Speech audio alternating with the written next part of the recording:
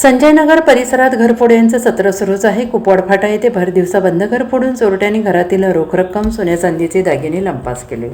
सदर घरफोडीची घटना ही दिनांक बुधवारी 24 जून रोजी दुपारी 2 ते 4 वाजण्याच्या सुमारास घडली. या प्रकरणी निखिल कुंडलिक साळुंखे वय वर्ष 32 राहणार शिवम सिव्हलर अपार्टमेंट संजयनगर याने संजयनगर पोलिसात फिर्याद दिली आहे. याबाबत अधिक माहिती अशी की निखिल साळुंखे हे इंजिनियर असून ते आपल्या कुटुंबियांसह कुपवाड फाटा येथे असणाऱ्या शिवम सिव्हलर अपार्टमेंटमध्ये राहतात. बुधवार दिनांक 24 जून रोजी घरातील सर्वजण कामानिमित्त बाहेर गेले होते. त्यावेळी अज्ञात चोरट्यांनी फ्लॅटजवळ कोणी नसल्याचं पाहून बंद घराचा कडी कोयंडा आणि कुलूप तोडून घरात प्रवेश केला. घरातील कपाटात ठेवलेले 20,000 रुपये रोख, 35,000चे 2 तोळ्यांचे सोन्याचे गंठण, 8,000च्या 5 लहान बाळाच्या सोन्याच्या अंगठ्या, 4,000चे लहान सोन्याचे बदाम, एक लहान चैन, 3,000 रुपये किमतीचे सोन्याचे कानातील टॉप्स, 1,500 रुपयेचे पैंजण असा एकूण 71,500 रुपयांचा मुद्देमाल चोरून पलायन केलं. दुपारी 4 वाजण्याच्या सुमारास साळुंखे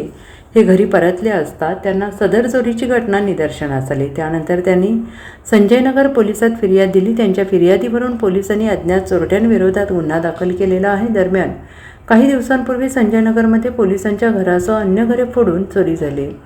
त्यानंतर ही घरफोडीची घटना घडली. यातील चोरटे अद्याप पोलिसांच्या हाती लागलेले नसताना पुन्हा घरफोडीची घटना घडल्याने परिसरात भीतीचं वातावरण निर्माण झालं आहे.